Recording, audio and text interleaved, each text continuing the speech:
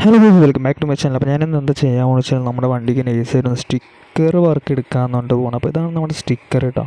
Already ഞാനൊരു വന്ന് ചോദിച്ച സമയത്ത് എനിക്ക് സ്റ്റിക്കർ ഇഷ്ടപ്പെട്ടു. അത് ഈ കടയിൽ ഞാൻ രണ്ട് മൂന്ന് നോക്കിയ സമയത്ത് ഇവിടെ ഭയങ്കര തിരക്ക്.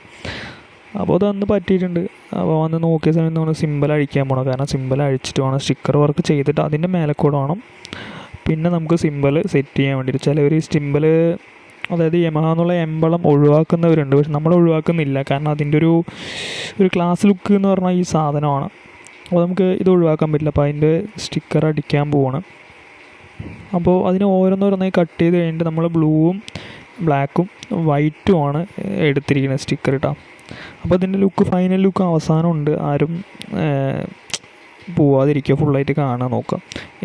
ഇതുപോലെ സ്റ്റിക്കർ ഇഷ്ടപ്പെട്ട സപ്പോർട്ട് ചെയ്യുക. അതുപോലെ ഇതിലിഞ്ഞ് വേറെ എന്തെങ്കിലും ചെയ്യാനുണ്ടെങ്കിൽ അതുകൂടെ ഒന്ന് പറയുക. അപ്പോൾ എല്ലാം നമുക്ക് അറിയണമെന്നില്ല, അറിയണവർ പറയുമ്പോൾ നമ്മൾ അതിനനുസരിച്ച് ചെയ്യുന്നതാണ്.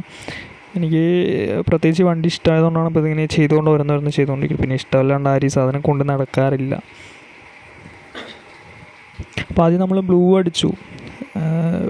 അടിച്ച് കഴിഞ്ഞിട്ടാണ് നമ്മൾ അടുത്തതായിട്ട് വൈറ്റ് അടിക്കാൻ പോകുന്നുണ്ട്. ഓരോ സൈസ് ആയതുകൊണ്ട് നമുക്കിതിൽ സൈസ് കിട്ടാൻ നമ്മൾ കുറച്ച് ബുദ്ധിമുട്ടായിരുന്നു. അതായത് ഈ സ്റ്റിക്കർ തന്നെ സൈഡ് കവറിലേക്ക് കിട്ടുന്നില്ല. അതായത് സൈസ് ചെറുതാക്കി അടിക്കാൻ പറ്റില്ല എന്ന് പറഞ്ഞിട്ട് നമുക്ക് ചെറിയൊരു ടാസ്ക് തന്നായിരുന്നു. അപ്പോൾ നമ്മൾ സൈഡ് കവറിലേക്ക് കുറച്ച് സ്റ്റിക്കർ ഒഴിവാക്കിയിട്ടാണ്, ഇതിൽ കുറേ സ്റ്റിക്കർ വരുന്നുണ്ട്. അപ്പോൾ കുറച്ച് സ്റ്റിക്കർ ഒഴിവാക്കിയിട്ട് നമ്മൾ ലേറ്റായിട്ടാണ് സൈഡ് കവറിൽ കൊടുത്തിട്ടുണ്ടായിരുന്നത്.